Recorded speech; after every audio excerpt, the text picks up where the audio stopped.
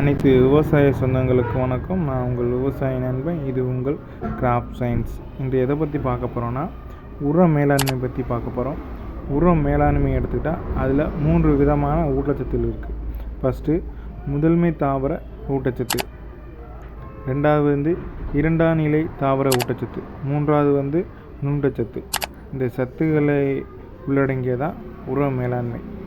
இப்போ இதில் முதன்மை தாவர ஊட்டச்சத்தை பற்றி கொஞ்சம் விரிவாக பார்ப்போம். வாங்க நம்ம வீடியோக்குள்ளே போகலாம்.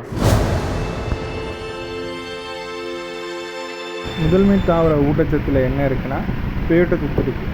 அந்த பேரிட்டச்சத்தில் என்ன இருக்குன்னா, தலைச்சத்து, மணிச்சத்து, சாம்பல் சத்து, இந்த 3 சத்தும் சேர்ந்தது தான் பேரிட்டச்சத்து.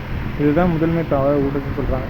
இதை ஏன் முதன்மை தாவர ஊட்டச்சத்துன்னு சொல்கிறாங்கன்னா, பயிர்களுக்கு மிகவும் அடிப்படையாக தேவைப்படுற சத்துகள் பேரிட்டச்சத்து. அதனால தான் இதை முதன்மை தாவர ஊட்டச்சத்து சொல்கிறோம். இந்த பேரிட்டச்சத்தில் தலைச்சத்து எந்த உரத்தில் இருக்குது, மணிச்சத்து எந்த உரத்தில் இருக்குது, சாம்பல் சத்து எந்த உரத்தில் இருக்குதுன்னு பார்ப்போம். இப்போ தலைச்சத்து எடுத்துக்கிட்டிங்கன்னா அது நைட்ரஜன். தலைச்சத்துனா நைட்ரஜன். அந்த நைட்ரஜன் எதில் இருக்குன்னா யூரியாவில் இருக்குது. அப்போ மணிச்சத்து எடுத்துக்கிட்டிங்கன்னா அது பாஸ்பரஸ். அது எதில் இருக்குன்னா சிங்கிள் சூப்பர் பாஸ்பேட், காம்ப்ளெக்ஸு, அதுக்கப்புறம் டிஏபி. இந்த 3 உரத்துலேயும் இந்த மணிச்சத்து இருக்குது. சாம்பல் சத்து எதில் இருக்குன்னா பொட்டாஸ். அது பொட்டாஸ் முட்டையில் இருக்குது சாம்பல் சத்து. ஐபிஎல் பொட்டாஸ், இது மாதிரி ஸ்பிரிட் பொட்டாஸ், ஃபேக்ட் பொட்டாஸ், நிறையா பொட்டாஸ் வருது. அந்த இதில் இருக்குது.